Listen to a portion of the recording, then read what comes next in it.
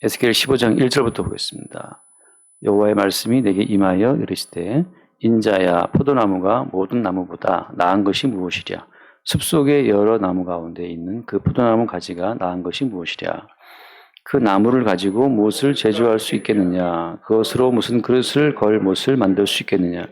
불에 던질 땔감이 될 뿐이라. 불이 그 두 끝을 사르고 그 가운데도 태웠으면 제조에 무슨 소용이 있겠느냐. 그것이 온전할 때에도 아무 제조에 합당하지 아니하였거든. 하물며 불에 살라지고 탄 후에 어찌 제조에 합당하겠느냐. 그러므로 주 여호와께서 같이 말씀하시느니라. 내가 숲을 가운데에 있는 포도나무를 불에 던질 땔감이 되게 한 것 같이 내가 예루살렘 주민도 그같이 할지라. 내가 그들을 대적한즉 그들이 그 불에서 나와도 불이 그들을 사르리니 내가 그들을 대적할 때에 내가 여호와인 줄 너희가 알리라. 내가 그 땅을 황폐하게 하리니 이는 그들이 범법함이니라. 나 주 여호와의 말이니라 하시니라. 아멘. 예루살렘을 어디에 비유하고 있어요? 예루살렘을 포도나무에 비유하죠. 근데 포도나무라는 것은 목재로 쓸 수가 없잖아요. 포도나무는 아다시피 비비 꼬여 있는 나무잖아요. 되게 가늘고 외갓집 그 마당에 심어 있는 포도나무를 본 적이 있는데 그 나무에 뭐 올라갈 수도 없어요. 나무가 약해가지고 가늘고 약하고 비비 꼬여 있고 그래서 목재로 쓸 수도 없고 무슨 그릇을 걸 만한 못으로 할 수도 없다. 그 사절 말씀처럼 단지 뭐가 돼요? 단지 포도나무는 불에 던질 땔감이 될 뿐이다. 그러니까 포도나무는 그 열매 없이는 열매 빼고는 아무도 볼 게 없어요. 그냥 땔감밖에 안 된다는 거죠. 근데 오늘 주님께서 이 예루살렘의 그 의미, 그 의미를 뭐라고 지금 하고 있는 겁니까? 예루살렘의 그 존재의 의미는 땔감이라는 것, 불에 살라지고 태워질 그 땔감이라는 것을 지금 말씀하고 이게 참 웃기잖아요. 바꿔 말하면 성도의 어떤 존재의 의미는 뭐냐면 성도의 존재의 의미는 심판받고 멸망받고 땔감처럼 태워진다고 하는 겁니다. 그러니까 우리가 인생을 살면서 인생의 큰 영화를 기대할 것이 없는 것이 하나님이 예루살렘을 땔감으로 쓰겠다라고 하시는 것처럼 성도의 인생도 단지 땔감에 불과하다 이렇게 하는 거죠. 그래서 이게 무슨 얘기냐, 정말 우리를 다 태울 거냐 이렇게 생각할 수 있는데 성경을 보면 하나님의 백성들의 삶이 계속 하나님이 그들을 대적해서 그들을 때리고 그들을 패고 그들을 죽이는 것으로 쭉 연결되어 있어요. 그러니까 우리가 아브라함을 이야기하지만 하나님 아브라함에서도 계속 두드려 팬 거죠. 그러니까 본토를 떠나게 하고 친척을 떠나게 하고 어떻게 했습니까? 그 아브라함의 아내 사라를 이방 왕의 그 후궁으로 끌려가는 상황이 되기도 하고 말이죠. 자기 아들을 번제로 바치게 되는 상황이기도 하고.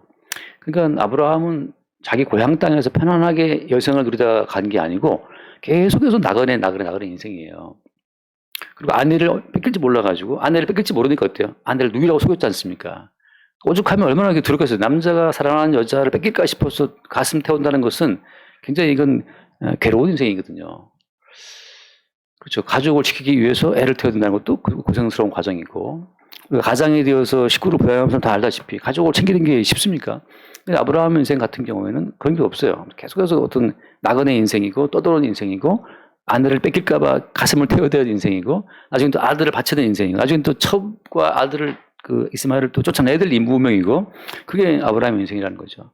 잠깐 말씀을 해볼게요. 룻기를 보면 룻기에서 그 나오미의 고백이 제가 그때 드린 말씀처럼 나오미의 고백이 모든 성도가 인생을 살아갈 때 고백이라고 저는 생각합니다.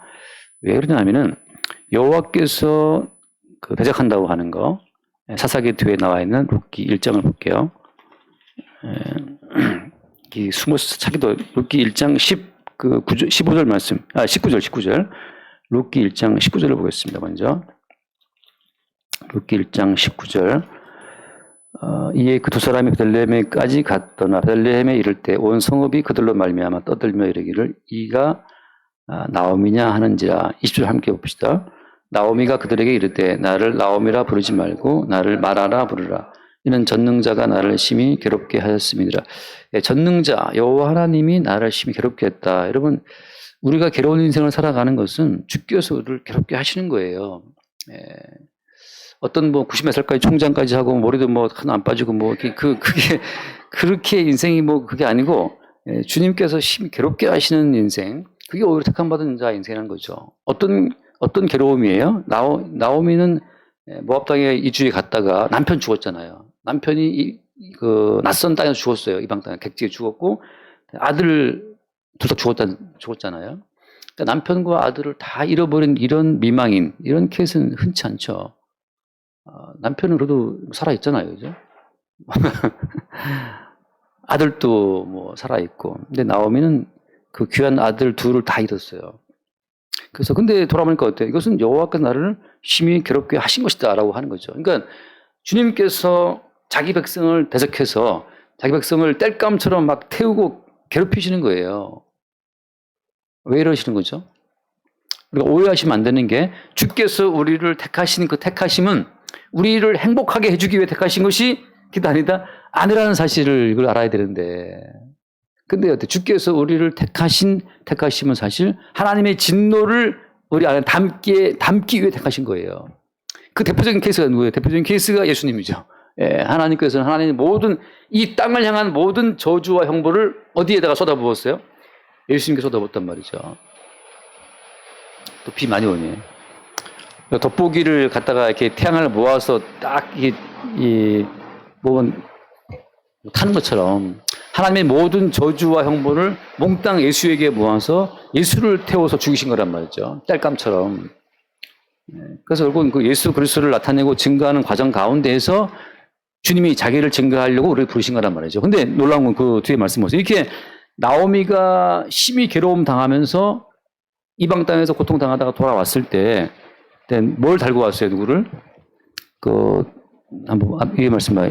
룻기 1장 15절 말씀. 룻기 1장 15절. 나오미가 또 이르되 보라, 네 동서는 그의 백성과 함께 그의 신들에게로 돌아가나니 너도 너의 동서를 따라 돌아가라 하리니. 16절. 룻이 이르되 내게 어머니를 떠나며 어머니를 따르지 말고 돌아가라, 강권하지 마옵소서. 어머니께서 가시는 곳에 나도 가고 어머니께서 머무시는 곳에서 나도 머물겠나이다. 어머니의 백성이 나의 백성이 되고 어머니의 하나님이 나의 하나님이 되시리니. 17절. 어머니께서 죽으시는 곳에서 나도 죽어 거기 묻힐 것이라. 만일 내가 죽는 일 외에 어머니를 떠나면 여호와께서 내게 벌을 내리시고 더 내리시기를 원하나이다 하는지라. 지금 이 룻이라는 이 며느리가 왜 이게 은혜냐 하면, 시댁을 박살낸 여호와잖아요. 시아버지를 죽이고 남편을 죽이고 시동생을 죽인 그 여호와 하나님을 믿겠다고 따라 나온 여자가 정상입니까? 남편을 잘되게 하고 시동생을 잘되게 하고 대기업 취업시키고 말이죠. 시아버지도 막 장관 되게 하고 말이죠.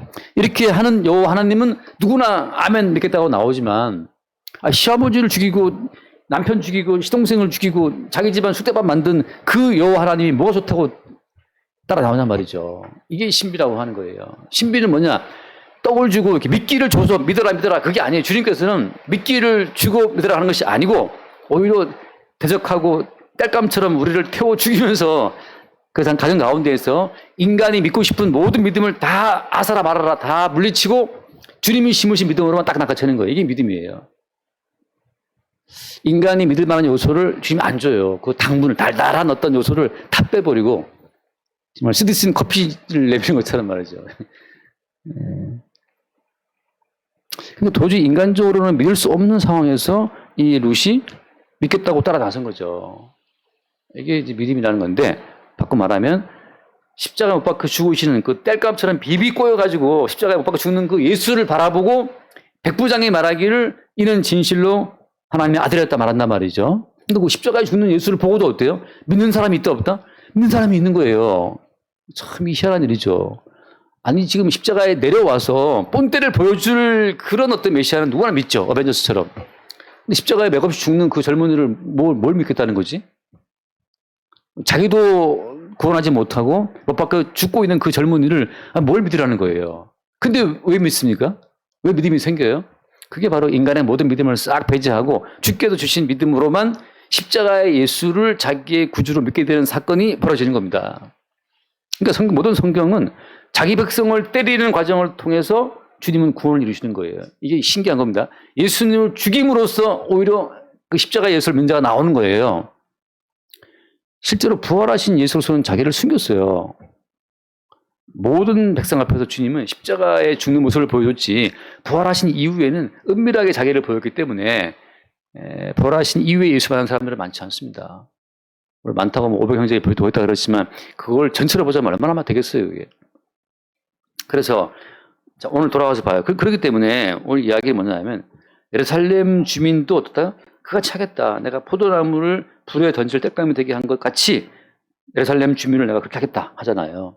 이럴 때 우리는 왜 주님 예루살렘 주민을 땔감처럼 취급하십니까? 이렇게 볼 때 이것이 어떤 거예요? 하나님의 경륜 가운데 일부라고 하는 거죠. 그러니까 우리가 성도의 인생이 왜 이렇게 망하느냐, 왜 이렇게 못 사느냐, 왜 이렇게 서민이냐 말이죠. 왜 이렇게 소고기를 못 먹냐부터 해서 왜 이렇게 딱지만 도치 다니냐 이렇게 할 수 있는데 그런 것으로 오히려 어때요? 그런 것으로 주님께서 땔감처럼 취급하는 그 주의 대적을 보이는 과정 속에서 오히려 주의 백성의 어떤 모습이 보인다는 거죠. 믿을 만한 요소를 다 잘라내요, 주님이. 아, 저 예수 믿으면 좀 도움이 되겠는데?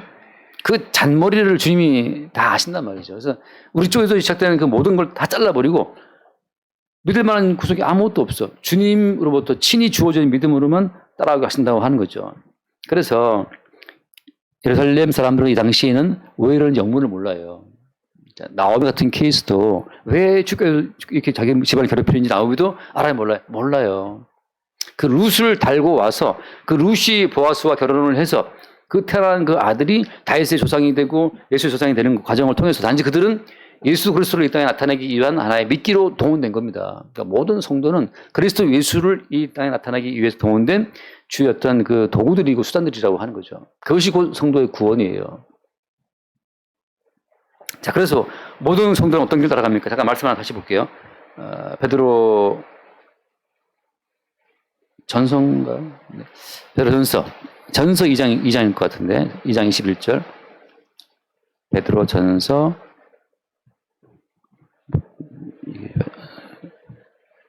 2장 21절을 한번 볼까요? 자, 함께 봅시다. 이를 위하여 너희가 부르심을 받았으니 그리스도도 너희를 위하여 고난을 받으사 너희에게 본을 끼쳐 그 자취를 따라오게 하려 하셨느니라. 이런 고난받는 길로 가신다고 하는 것은 뭘 말하는 겁니까? 모든 인간들로 하여금 따라오지 마. 예, 그러니까 따라오지 못하게 막는 길이에요. 예수님께서 걸어가시는 길이 너무 양탄자 깔린 좋은 길이었다면 다 따라오지. 다 따라오지만 주님께서는 고난 받는 길로 가는 말씀하면서 따라오지만 너희들은 하고 이렇게 길을 막으시는 겁니다. 천국은 오픈된 길이 아니라 닫힌 길이에요. 좁은 길이고 좁은 문이라고 하는 거죠. 우리가 그 취지를 이해해야 되는 것이 하나님이 에덴 동산에서 아담과 하와를 추방하실 때에는 그 추방하신 거예요. 돌아오는 길은 있다 없다? 돌아오는 길은 없습니다. 그래서 예수님이 걸어가신 그 모든 길은 따라가고 싶지 않은 길이에요. 그래서 아무도 예수님을 그 고난받는 길을 따라가고 싶은 사람이 있을까요? 솔직히 말하면 우리 모두가 다, 저도 사실 편한 길을 원하지, 누가 고난받는 길 가고 싶은데, 택하신 주님의 그 택하심이 자기 백성을 고난의 길로 따라오게 하신다는 거죠. 나오미인들 남편 죽고 아들 죽는 길을 원했겠어요? 원하지 않았죠. 온 가족이 함께 오손도손 화목하게 잘 살리기를 바랐겠지. 근데 주님께서 그 집안을 때려 부수는 거예요. 그래서 아무도 나오미의 길을 따라올 수 없도록. 근데 그 룻이 그 초토화된 상황 속에서 여호와 하나님의 손길을 본 거죠. 아, 하나님은 이 땅을 어떻다? 이 땅을 심판하시는 분. 얼른 봅시다. 마태복음 26장, 27장인가? 얼른 봅시다. 마태복음. 그래서 우리 예수님이 어떤 분이냐 한마디로 말하면 27장 45절 봅시다. 27장 45절.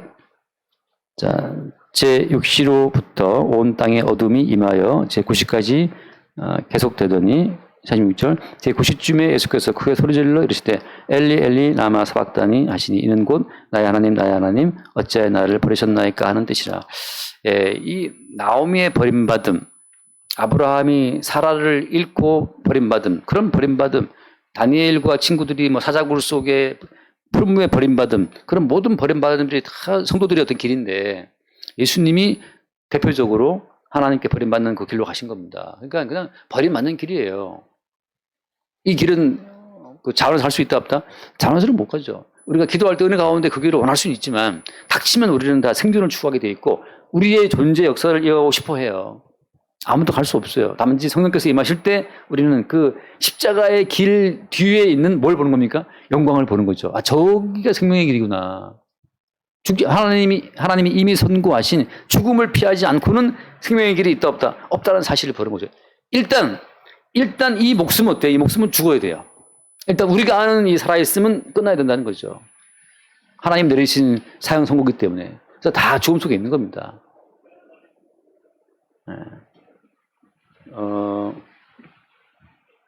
내가 뭘 하나를 지금도 찾으려 하다가 잊어버렸는데. 그러니까 주님께서 그 걸어가신 십자가의 길 그 배후에 뭐가 있다? 생명이 있다는 거죠. 그래서 그 길이 어때요? 말라 비틀어진 그 포도나무가 땔감이 되는 것처럼 모든 성도의 길은 예수님이 걸어가셨던 그 땔감처럼 비비꼬여서 죽임 당하신 예수님처럼 그 길을 간다는 거죠. 하나 읽고 가십시다. 찾아보세요. 빌립보서예요. 빌립보서. 사도 바울이 이 비밀을 알았기 때문에 사도 바울이 무슨 기도를 해요? 사실 이런 기도는 사람이 자연히 살 수가 없는 기도입니다. 빌립보서 3장, 우리 아는 거지만 빌립보서 3장 7절 이하로 쭉 보죠. 7절 이하로 쭉 보면 그러나 3장 7절 무엇이든지 내게 유익하던 것을 내가 그리스도를 위하여 다 해로 여길 뿐더러. 이제 사도 바울 같은 경우에는 적극적으로 자기가 땔감처럼 주님 앞에 서기를 바라고 있는 거예요. 나를 살찌우기 위한 모든 길을 다 버린 겁니다. 나의 부유함과 살찌우는 모든 것들을 오히려 버려버리고 배설물처럼. 8절 또한 모든 것을 해로 여김은 내 주 그리스도 예수를 아는 지식이 가장 고상하기 때문이라. 내가 그를 위하여 모든 것을 잃어버리고 배설물로 여김은 그리스도를 얻고 9절 봅시다.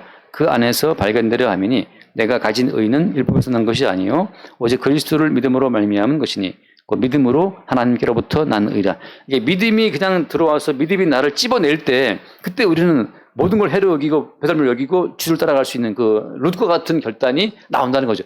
그 예수를 믿어서 나한테 뭐 아주 그 보랏빛 뭐 핑크빛 뭐가 있다는 그 자체는 기대하지 않아요. 십자가에서 예수와 함께 죽고 그 이후의 영광을 바라볼 뿐이죠. 10절 내가 그리스도와 그 부활의 권능과 고난의 참여함을 알고자 하여 그의 죽으심을 본받아 어떻게 해서든지 죽은 자 가운데서 부활에 이르려 한다. 그러니까 지금 사도 바울은 오히려 룻처럼 그의 부활의 권능과 고난의 참여함을 알고자 한다는 거죠. 이거 자체가 이제 성령으로 말미암아 예수님의 그 노선에 참여가 된 자의 고백이라고 하는 거예요. 그러니까 여러분 우리는 애초에 고난 자체를 두려워하지를 맙시다. 왜냐하면 그게 십자가의 길이기 때문에. 그러니까 나오미도 마찬가지로 우리 모두가 다 어때요? 편한 길을 살고 싶은데 근데 주님께서는 나오미를 그렇게 하신 것처럼 모든 성도의 길을 괴롭게 하신다. 이게 그냥 하나의 공식 같은 거예요. 모든 성도의 길은 십자가의 코스로 가게 돼 있다는 거.